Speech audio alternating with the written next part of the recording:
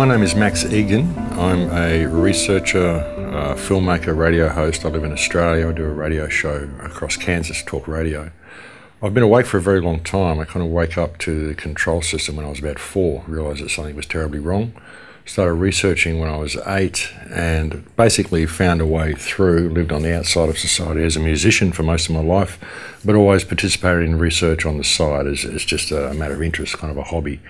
And like so many others, when global events became too unbearable to bear anymore, I felt a need to start speaking out about it and bringing a message to people, hopefully to empower them to make positive change. That's mainly what I'm about. I mean, not so much fear-mongering, but seeing the problems as opportunities for change. Well, what we've got here is an oligarchical system where we have a small group of individuals controlling the planet by controlling all the resources on the planet, mainly through control of the money system. The money system is the head of the snake. We need to address that and everything below that point. It creates a tiered system down from the issuance of currency. So that's the big problem. We basically got a situation where most of the world exists in a state of debt slavery. Well, virtually all the world does, everywhere the World Bank has got hold of anyway. And it's an economic model that by its very nature, which requires permanent growth, it will eventually destroy the planet, destroy all life on the planet. You know, basically we're harvesting resources and turning them into rubbish because we have to make everything to break in order to support the economic model. So we're turning the entire planet into a rubbish tip. And eventually it will cost all life on the planet. It will cost all human life anyway. And the planet will not sustain us if we continue to support this system. So that's the main basic problem that we've got. Very often people don't see the problem because they're caught up in a state of debt slavery to the point that they're running so fast on the treadmill that they don't have time to look around them. And they never really question money. Money is something that we take for granted. We don't really question where it comes from, how it's made. We hear all of these conspiracy theories about fractional reserve banking and all sorts of stuff. But it actually goes a lot deeper than that. You know, it's the private issuance of currency itself that is the root of the problem. And there are people waking up to the fact that we do have some serious issues to face, but even when they do wake up to it, they don't really know what to do about it because they don't have any unity in their community. We've lost common unity in our community, which is what the word's supposed to mean. And it's another thing that I focus on very much in the talks is common unity, the need to break down barriers in our community so you have a strong communal response to any type of action government puts forth. Because ultimately, if we have this respect for each other, then things must change because society must change with that respect. Well, we're kept in a state of debt slavery where we're always competing with each other and we don't act in a respectful manner to each other, and so the government just gets away with what it wants to do, you know. So ultimately it's got to come down to that. It's got to come down to changing our basic perception and starting to operate according to moral parameters rather than legal parameters. Questioning when laws are put in place which cause us to deviate from our moral compass, why we should do this. But again, if we don't have that united community, then we don't have people standing up for it. We're just a tall poppy that they like to cut down or a nail that's sticking up that they like to knock on their head. So it's got to come down to this common respect in the community. That's a big thing that we've lost as a result of the system, again, as a result of the economic model. Attention is the most valuable resource on the planet. It's very difficult to present information to people of this nature because they see it as hugely confrontational. You know, when you tell people that there's a small oligarch of people that are controlling this system of debt slavery and where it's all leading and how the economic model is basically designed to lead you away from yourself, it's hugely confrontational. You're basically telling people, look, everything that you thought was real and everything you've done with your life for the last 40 or 50 years has been completely meaningless because you've been viewing the world from the wrong perspective. And people take this as a huge challenge to their reality. So you're really, really questioning people. So it's very difficult. You've got to find a way that will get their attention in a concise enough manner to want them to focus a little bit, but open doorways for them so they realise things for themselves, because the real truth must be realised. You'll never be able to tell anybody the truth. You have to provide a perspective for them which may help shift theirs so they can discover the truth for themselves. I think there's too many people screaming fear about all the problems we face rather than looking at the opportunities all these problems present to us and present for us, and at least suggesting a pathway to dialogue which may lead to a solution. You know, I mean, if you haven't got that, if you're not at least focused on what the solution may be, then really you're part of the problem. So You know, it's finding that middle ground, and that's what I've tried to do with the shows and the films that I've put out. There's been a sequential series of events that have brought us to this point, and we need to find the steps to get us back to this point. I mean, if we just pulled the system down now and went back to a state of anarchy, self-governance, it would be chaos. It'd be what they present anarchy as being, which it would be chaos. I mean, anarchy is actually self-governance. It's not chaos at all. But you need to have people of strong moral fibre, people of integrity, people who have the respect for themselves that will cause them to respect others. I really believe a lack of respect for others is because you have a lack of respect for yourself, mainly because you don't know yourself, because this society has never let you discover yourself. So, you know, it's a fine line. It's a really fine line. But again, it's got to come back to that. It's got to come back to unity. That's how we're going to get through the problem. But it's being aware that there is a problem, and being aware that all problems provide opportunity for solution. You know, that's the key. But if we don't have dialogue, if we're not prepared to discuss it with each other, and at least look at other people's ideas of what the solution may be, we're never going to find one. You know, but we're in a situation now where we have to. I mean, the world's causing more and more people to wake up. The more negative they make it, the more people wake up. It's a self-fulfilling prophecy. The more they try to control us, the more they're losing control. So that's good to see that there are vast amounts of people talking about this now. You know, vast amounts of people are still very asleep, but there's vast amounts of people that are aware we have a situation. They're just not quite aware of what it is. They just know things are not well, things are not right. And I've had an amazingly positive response to all of my talks all around the world because they're solution-based. I think, you know, that's the main thing. People see there is a way out. You know, I don't think human consciousness will ever be controlled.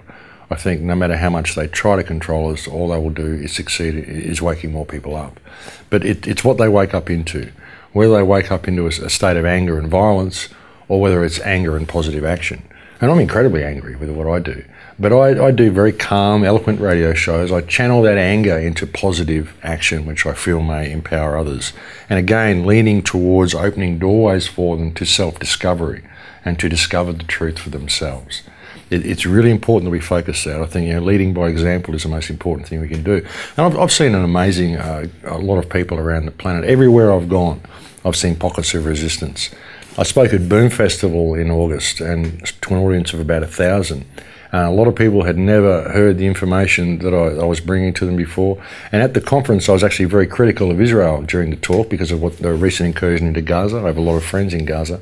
And there were a lot of Israelis in the audience who, after my talk, came up and they thanked me for my firmness towards their home country and thanked me for my kindness towards them as people.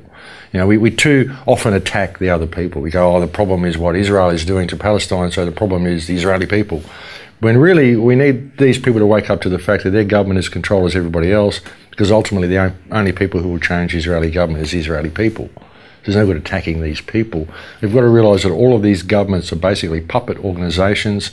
If their populace supports them, it's usually because they've been programmed to do so, because they haven't been given the full story on anything. So it's having, again, have this respect, and we can fix things. But I've seen an amazingly positive response, and more everywhere I go. I'm actually going home from here to do a talk to a business seminar, a group of entrepreneurs. There's a guy who does self-help entrepreneurial classes, 4-day seminars, and then he prepares them for something from left field and brings me in to discuss the whole global conspiracy, if you want to call it that, the whole global oligarchy that controls things, which is absolutely mind-blowing information for these people. They've never heard it before. But very often they're very appreciative of the information as well. I've had very few negative responses from the people, and these are people that have never heard of me. So this is even a man running business, entrepreneurial, self-help seminars that is now inviting people like me to bring the information to them.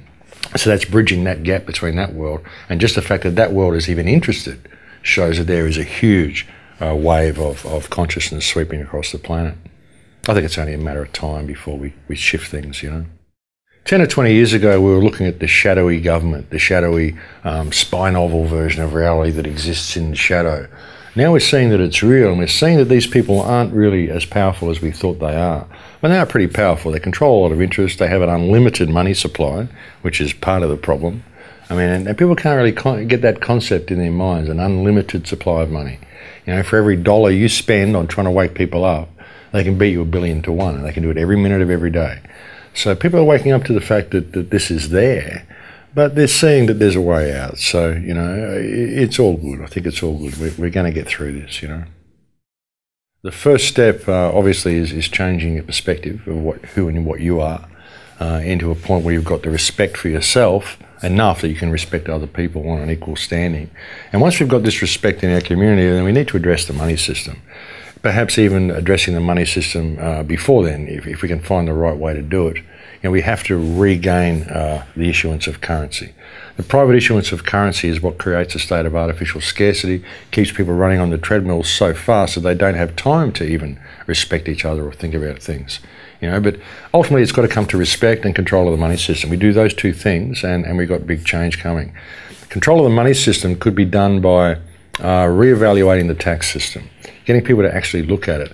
And I think money and tax would be a useful tool if we can find a method of restructuring a tax system whereby people aren't kept in a state of scarcity anymore and have that to offer the people. You will at least get their attention. Because as I said, the most valuable resource on the planet is people's attention. It really is. If you can get people's attention to the fact that there's a problem, well, they might listen. But they're only interested in money. So you need to find some method of using the money system to get their attention to the fact that there's a big problem with the money system. And too often this is presented to people in the concept of fractional reserve banking and all this stuff that people just can't get their heads around. So we need something really structured and simple to say, okay, well, if we do this, it's going to lead us here. And it's these 3 simple steps that we'll take to do it, or however steps it will take. It's got to be simple, something that people can understand, that gets their attention. Even if you don't end up changing the money system, well, at least you've got their attention to the fact that there's something wrong with it. So it's finding that which will get us the attention that we need to get the right message to the people. But again, it's got to be a message which is not too confrontational, because you're challenging people's reality with this information. There's been steps. We've got to find those steps to reverse the sequence, and that's what I'm working on. It seems to be getting more and more positive the more people I talk to about it. You need people that are going to get self-responsibility back. We've lost a lot of that. You know, but I think everyone should be issued a place to live as soon as they're born. If you're born in a country, you should have somewhere to live. It should be part of the school curriculum, putting a permaculture garden in this place while you're at school, so by the time you finish school, you've got a house built and you've got a permaculture garden to feed yourself with. Everybody should have this. This is a basic right of life, you know. So something like that would be great, which would instill self-responsibility into people. You could go and work and do stuff if you wanted, but if you don't, then you can still live here and study the art of your life, become a philosopher, become somebody who is powerful in philosophical and spiritual and healing ways and mental ways. I mean, there's other ways of doing things. As long as you're not dependent upon somebody else, you know. So having a situation where we're all given money, I mean, it might work for a little while as a transitional thing, but you need to remove the scarcity, the fact that we have to pay to be alive. You should be able to work at what you want to work at. Find out what your artistic expression of creation is and put your focus on that, because you'll be good at that and you'll excel in that and you'll create something of benefit for society. But if you're taken and you're told you've got to pay to be here and you've got to go work in this factory or do whatever, there's no creative potential in that. You end up with the situation we've got. So something like that would be good. I mean, it's going to take a generation at least to re-educate people on how things should be. But these sorts of ideas are great ideas. Control of the tax system, where we're not paying all the taxes that we've got. Now, the only reason we pay all these taxes is because we've got major corporations running most of the planet and they've got all these loopholes and they don't pay any tax, and so we basically support them. So we need a restructuring of that to eliminate that problem, which would put people into a state where they don't have to work as many days a week, which means there would be 100% employment, because you'd only have to work 2 days a week, so someone else could have your job for 2 days a week and someone else for another 2 days, unless it's something that's highly skilled and your services are required. I mean, there's ways of restructuring this system so that everybody benefits. Everyone learns to take responsibility. I mean, if you only had to work 2 days a week, you're going to find these people who are on welfare who don't want to work. They'll be more encouraged if it's only 2 days a week. You ease them back into a state of self-responsibility. Because that's the thing, it's a nanny state. And we don't need a nanny state, we don't need a welfare state. We need to be able to give them the basic freedoms that we deserve as humankind, as being born. Now, you deserve the right to live somewhere, the right to grow your own food and have fresh water, to have fresh air and a roof over your head. This is a basic right of life, and it should be in all of our systems from day one. Again, this will take a restructuring of the political system, but it's not going to happen without the respect of the community. You can't implement anything without the respect of the community.